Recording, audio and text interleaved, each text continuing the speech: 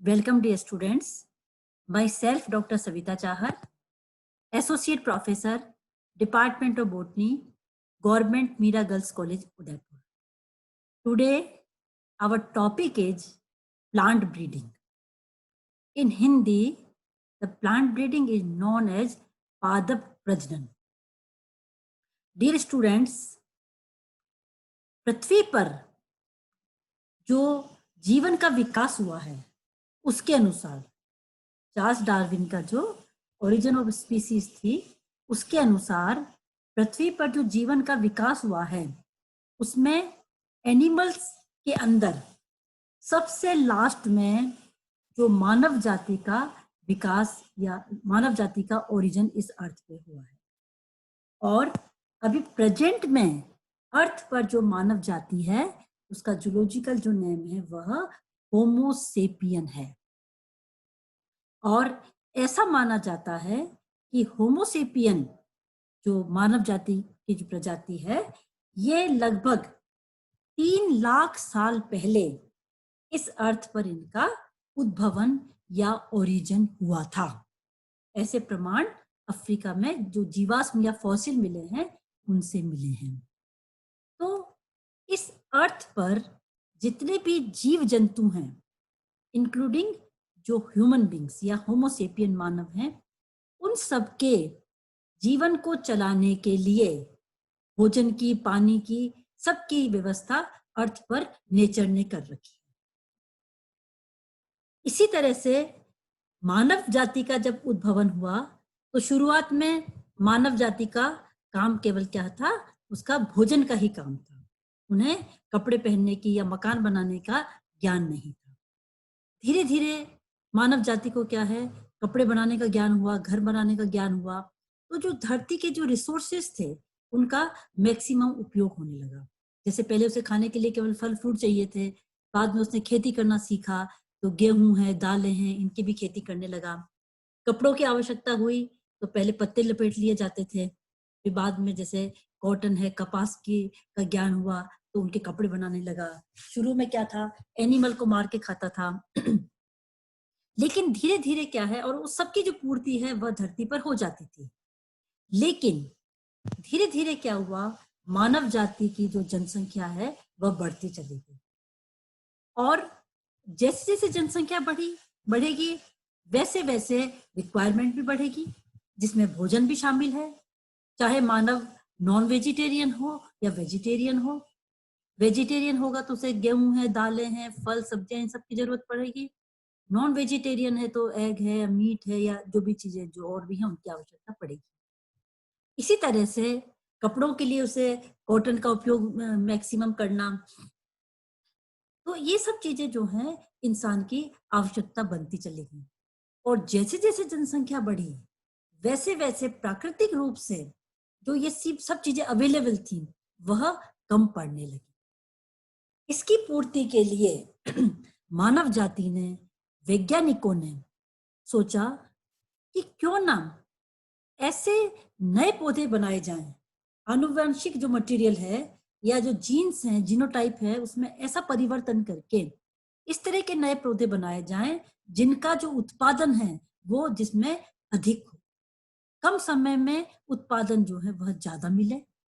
जैसे मान लो गेहूं की फसल है या चावल या मक्के की फसल है, उसमें जो सीरियल है वो ज्यादा मिले, एक एक पौधे से ज्यादा मात्रा में मिले। या अगर मान लो कॉटन है तो रेशे ज्यादा मिले। तो इस तरह की जो आवश्यकता है वैज्ञानिकों को और इंसान मानव जाति को हुई। उसी के अंतर्गत विज्ञान की एक जो नई शाखा है ब्रीडिंग का जन्म हुआ। अब ब्रीडिंग के अंदर देखिए प्लांट भी आते हैं, एनिमल भी आते हैं। अगर मान लो एनिमल की प्रजनन का अगर मान लो शाखा है तो उसे अपन एनिमल ब्रीडिंग कहते हैं। और ब्रीडिंग के अंतर्गत हम पौधों की वैरायटी, नई वैरायटी प्राप्त करते हैं या पुरानी वैरायटी में सुधार करते हैं, तो वह प्लांट ब्रीडिंग के अंदर आता है। तो what is plant breeding? Plant breeding is the science of changing the traits of plants in order to produce desired characteristics. It has been used to improve the quality of products for human an animal. तो plant breeding के अंदर क्या आया? उदाहरण के लिए जैसे मान लो गेहूं हम खाते हैं या चावल हम अगर खाते हैं, तो ऐसे चावल की नई वैरायटी बनाई जाए पुरानी वैरायटी से, जिसमें न्यूट्रिशन जो है उनकी मात्रा ज्यादा हो। इसके अलावा आप लोगों ने देखा होगा कई बार जैसे फसलें लग रही हैं, उन पे बीमारी लग जाती है। तो बीमारी लगने के कारण क्या होता है कि जो प्रोडक्ट है उनके, वो हमें बहुत कम मात्रा में प्राप्त होते हैं। तो वैज्ञानिकों ने सोचा कि क्यों ना ऐसी वैरायटी बनाई जाए, मान लो गेहूं की ही ऐसी वैरायटी बनाई जाए जिसमें न्यूट्रिशनल वैल्यू तो ज्यादा हो ही, साथ ही साथ में ऐसे पौधे हों जिन पर जो बीमारी भी नहीं हो, डिजीज रेजिस्टेंस भी हो। तो इस तरह के जो इम्प्रूव किए जाते हैं, नई वैरायटी बनाई जाती है जिसमें जेनेटिकल चेंज भी होना जरूरी है, तभी तो एक जनरेशन से दूसरी जनरेशन में वह चेंज आएगा। तो प्लांट ब्रीडिंग क्या है? मानव के उपयोग के लिए या जो दूसरे एनिमल हैं, तो दूसरे एनिमल भी देखिए, इंसान बहुत लालची है, दूसरे एनिमल भी कौन से हमने लिए जो कि मानव के काम आते हैं।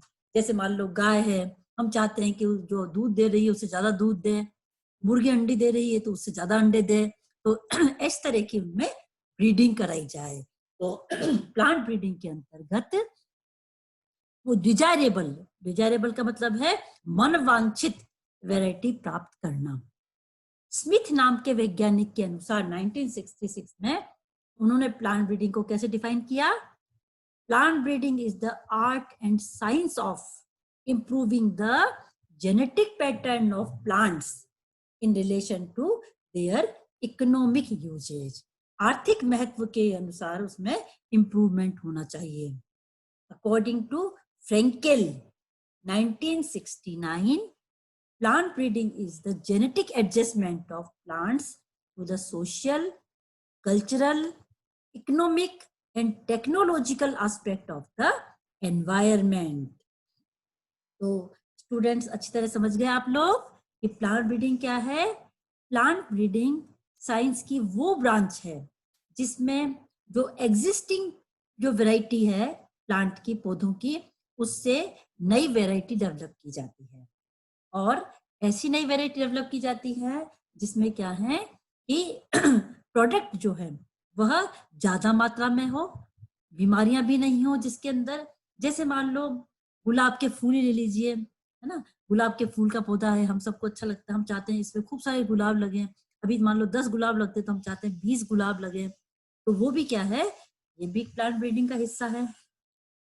जैसे मान लो जो गन्ने हैं उनसे शुगर प्राप्त होती है उसके रस से, है ना, तो हम ऐसे गन्ने की वैरायटी डेवलप करना चाहते हैं जिसमें रस की मात्रा ज्यादा हो, इसके अलावा उसकी जो क्वालिटी हो वो भी ज्यादा अच्छी हो। तो ये सब चीजें हम किसके अंदर अंतर्गत लेते हैं? प्लांट ब्रीडिंग के अंदर। सो इसे ये तो हो गई इसकी डेफिनेशन, परिभाषा। इसका नेक्स्ट पार्ट है the AIIMS and objective of plant breeding. इसके उद्देश्य क्या हैं? पादप प्रजनन के उद्देश्य क्या हैं? The main aim of plant breeding is to improve new varieties of plants which are better than the existing one in respect to yield, nutrition, disease, resistance, taste and industrial usage। देखिए अभी अभी अपन ने जो बात की इसकी, जब इसकी परिभाषा हमने देखी तो उसमें क्या था? वही वाली चीज है कि जो अभी मौजूद पौधों की जो वैरायटी है उसको ही इम्प्रूव किया जाए और उससे नई वैरायटी बनाई जाए जिसमें न्यूट्रिशनल वैल्यू भी ज्यादा होनी चाहिए, उसका स्वाद भी अच्छा होना चाहिए, इसके अलावा बीमारियों से लड़ने की क्षमता भी उसमें ज्यादा हो, या जैसे मान लो इंडस्ट्रियल यूजेज अगर उसका है तो वो भी बढ़ जाए। फॉर एग्जाम्पल जैसे मान लो सीरियल है, पल्सेज है। सीरियल में क्या आते हैं? जैसे कि मान लो गेहूं है, धान है, दालें हैं, या जो पौधे हैं, है ना, या फिर मान लो हम अपने एनिमल के लिए हमें चारा चाहिए, है ना, या मान लो हमें कपास चाहिए, तो उसके अंदर क्या हो कि अगर चारा है तो फोडर अच्छा बने, उसके अंदर ऐसा पौधा हो, रेशे मजबूत और अच्छे हो। या अगर सीड से बीज मान लो तेल निकलता है तो हम ये चाहते हैं कि ऐसी वैरायटी उगे जिनके सीड में ज्यादा ऑयल हो और अच्छा ऑयल हो। ये क्या है, सारे इसके उद्देश्य हैं। Then next is produce disease resistant varieties. हम लोगों ने देखा है कि कई बार क्या होता है कि खूब मेहनत से उगाई हुई फसल जो है पूरा खेत का खेत नष्ट हो जाता है, इस कारण बीमारी के कारण। तो प्लांट ब्रीडिंग का एक उद्देश्य ये भी है to produce disease resistant variety. ऐसी वैरायटी बनाई जाए जो कि बीमारियों के प्रति प्रतिरोधक हो, जिसमें बीमारियां कम लगे। Then to produce the variety which are suitable for a particular climatic region। इसी प्रकार से देखिए, जैसे हम ये जानते बच्चों अच्छी तरह से कि जैसे ड्राई फ्रूट्स हैं, एप्पल हैं, ये हम क्या कहते हैं कश्मीर में होते हैं, हिमाचल प्रदेश में होते हैं। तो हम ये चाहते हैं कि ऐसी वैरायटी बनाई जाए जो कि हर देश में, अपने भारत के हर प्रदेश में लगे। तो क्लाइमेटिक रीजन के अकॉर्डिंग ना हो करके वो इस तरह से हो कि वो हर जगह लग जाए। ये भी किसके अंदर आता है, प्लांट ब्रीडिंग का ही एक उद्देश्य है। To produce varieties which can mitigate the adverse climatic stress like cold, drought, water, soil salinity, low and high soil pH। इसके अलावा देखो, आप लोगों ने देखा होगा जैसे हमारा राजस्थान है, राजस्थान में क्या है कि पानी की हमेशा कमी रहती है ना। तो हम चाहते हैं कि या फिर टेम्परेचर बहुत ज्यादा है, सूखा पड़ जाता है, पानी कम है, बरसात कम हो गई। अब बरसात कम होगी तो जमीन के अंदर भी क्या होगा, पानी की मात्रा कम होगी। जब जमीन में पानी की मात्रा कम होगी तो उसमें मिनरल और साल्ट बढ़ जाएंगे, तो सॉइल सैलिनिटी भी बढ़ जाएगी। पीएच भी लो या हाई जितने डिजायरेबल है उससे ज्यादा हो सकती है। तो उस कारण क्या होता है, कई बार आता है ना, आप लोगों ने अखबार में पढ़ा होगा, न्यूज में देखा होगा कि भारत में सूखा पड़ा या अकाल पड़ा, इसके कारण फसल नष्ट हो गई। कई बार ये आता है किसी प्रदेश में, जैसे आसाम में बहुत ज्यादा बरसात हो गई तो वहां पे फसल नहीं हुई। तो या फिर कोई ऐसी जगह है जहां पर कि लवण की मात्रा ज्यादा है, वहां फसल उगती ही नहीं है, या रेगिस्तान है, वहां पर कोई पेड़ पौधे नहीं लग रहे हैं। तो प्लांट ब्रीडिंग के अंदर उसका एक उद्देश्य यह भी है कि ऐसे पौधे की वैरायटी डेवलप की जाए जो कि जिसके ऊपर की अकाल का या ज्यादा पानी का या सॉइल सैलिनिटी या पीएच का कोई असर नहीं हो। इसके अलावा नेक्स्ट है टू रिड्यूस और increase the duration of crop maturation as per requirement.